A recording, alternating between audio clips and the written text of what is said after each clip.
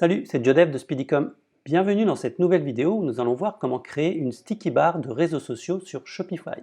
Alors à quoi ça va ressembler? Vous voyez qu'ici on a une petite barre qui est collée au scroll ici, hop, ce qui en fait va permettre à vos clients d'aller directement sur vos réseaux sociaux.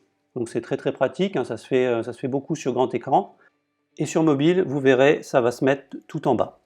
Donc avant de commencer la vidéo, je vous invite à vous abonner, mettre un pouce bleu et d'activer la cloche pour être averti des prochaines vidéos. Avant toute intervention, je vous conseille de faire une copie de votre thème. Vous allez aller dans boutique en ligne, action, dupliquer, comme ça en cas de souci, vous pouvez revenir facilement en arrière. Bien entendu, vous trouverez les différents codes pour réaliser cette vidéo dans l'article de blog qui est ici. Donc le premier code ici, le deuxième là et le troisième ici.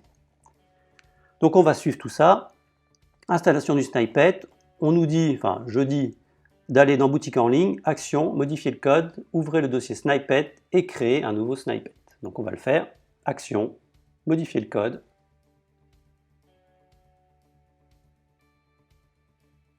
On va aller, donc je vais fermer tout ça, on va aller dans le dossier snippet, cliquer sur ajouter un nouveau snippet et on va l'appeler social, fixed social bar. Donc là vous l'appelez comme vous voulez, mais il vaut mieux garder la même syntaxe que moi, ce sera plus pratique pour le SAV au cas où. Donc là on n'a rien, on va copier-coller le premier code qui est là, CTRL-C ou commande-C et CTRL-V ou commande V. On enregistre, ensuite on va aller dans Asset et là vous allez essayer de trouver votre fichier .css. Donc avant, si vous avez un vieux thème, ça va être .scss, peut-être .liquide ou pas, ça dépend.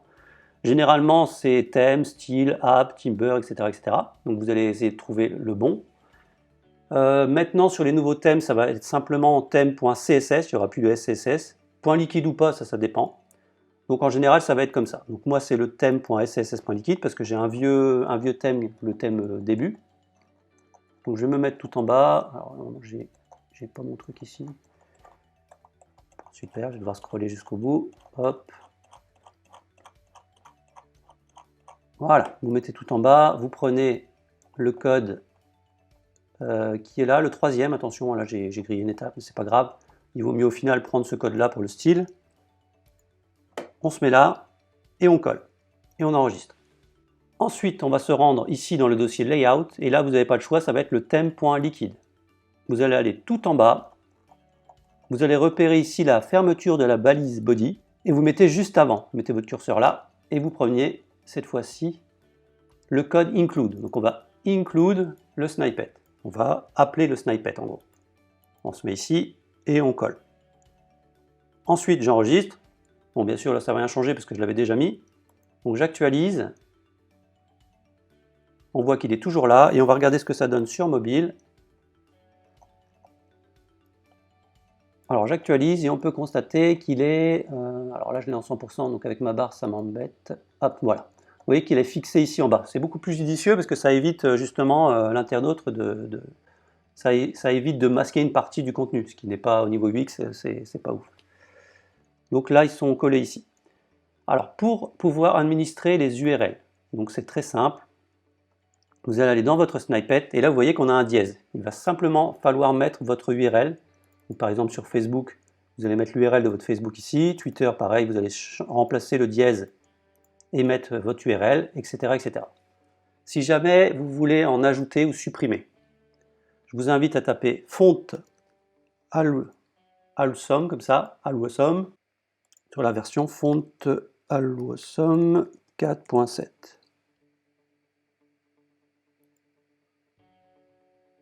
Voilà. Donc on va par exemple prendre, je sais pas, Pinterest, je crois que je l'ai déjà, ou qu'est-ce qu'on avait d'autre? Non, Pinterest je l'ai pas.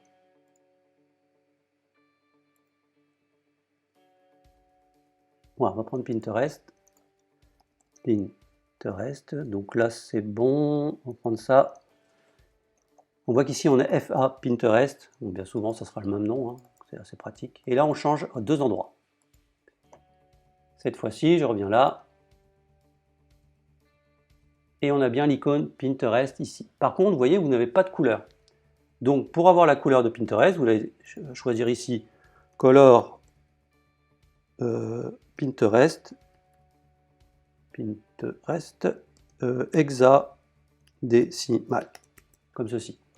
Donc là, vous voyez, on va vous donner le code couleur de Pinterest. Vous le prenez, CTRL-C, et là, en fait, au niveau du style, dans le thème.css.liquide, tout en bas,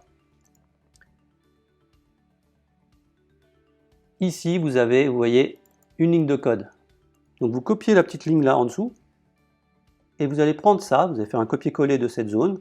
Donc bien faire attention à tout prendre, ça commence par un point, et ça finit ici par une accolade. Accolade ouvrante, accolade fermante. Et vous allez simplement remplacer le code là par celui-là. Ici, vous allez mettre Pinterest, comme ceci. Et on enregistre. Ce qui fait que maintenant, logiquement, on a le code couleur de Pinterest. Et voilà. Donc là, lorsqu'on va cliquer, là j'ai rien parce que j'ai toujours mon dièse, mais si on met, je ne sais pas moi, ça par exemple, une URL au pif, vous allez aller dans Social Fixed, Pinterest ici, vous allez changer le dièse par une URL. Et cette fois-ci, lorsqu'on va cliquer dessus, on va aller sur le lien, tout simplement. Si jamais vous voulez ouvrir sur une autre fenêtre, vous allez aller ici, juste avant la fermeture ici du chevron, dans la balise A, et vous allez faire un target, donc la cible, et ici vous allez mettre un underscore et blank, donc ça veut dire on va ouvrir dans une nouvelle fenêtre. Si je fais ça, et que j'actualise, je clique, et là ça va être ouvert dans une autre fenêtre. Voilà, j'espère que cette vidéo vous a plu, et à bientôt.